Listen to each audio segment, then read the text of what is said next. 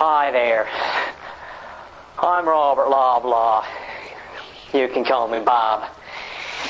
I'd like to talk with you today a little bit about something that's very dear to my heart. The Pan-Canadian Electronic Health Record System, or the EHR for those of us in a hurry. Frankly, I'm not in favor of it. I know I've heard, as many of you have, I'm sure, that it will have all sorts of positive benefits. It'll help our healthcare system be more efficient, and it'll help with chronic disease management. It could probably almost eliminate the drug interactions that are causing so much grief with tens of thousands of Canadians every year.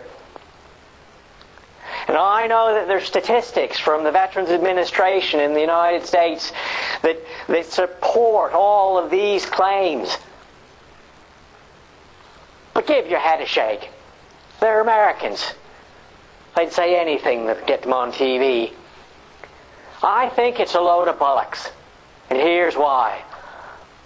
I put my faith in trustworthy Canadian institutions like our federal government and like our doctors' union, the CMA. Why, it's been estimated that it would cost $12 billion for us to actually deploy a pan-Canadian EHR. Jesus Murphy, $12 billion.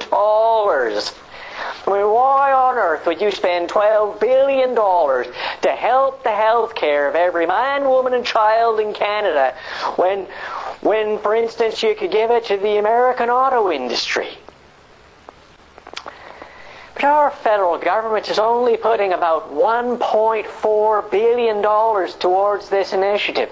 Now, do you know, if I told my eldest son that we had to go dig a new pit for the outhouse, he'd probably believe me. But then if I gave him not a shovel, but a tablespoon and told him to go out and do it, well, he'd know that I was basically just trying to get a little bit of peace and quiet, and I just wanted him to leave me alone.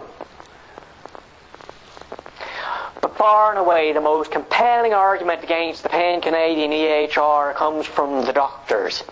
This is a community of highly educated people who swore a frickin' oath to uphold patient safety, and only about 1 in 5 of them is actually using electronic medical records.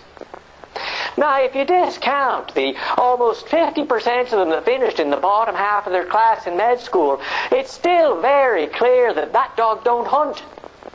Now, the CMA has stated that the reason for that very low rate of adoption is because the government has to pay for the computers and the software before the doctors will start using it. Well, you know that there's got to be some other reason, but the CMA is just too polite to tell us what it is. Because in Canada today, a vast majority of us have got a PC in our parlour. Now, here's a group of professionals that's making $250,000 a year, and they can't afford a computer unless the government buys it for them. Anyway, I think our paper-based system's for the best anyways. If you didn't go through the process of repeating your medical history for every single person who's providing you health care, how would you get to know them? And how would they get to know you?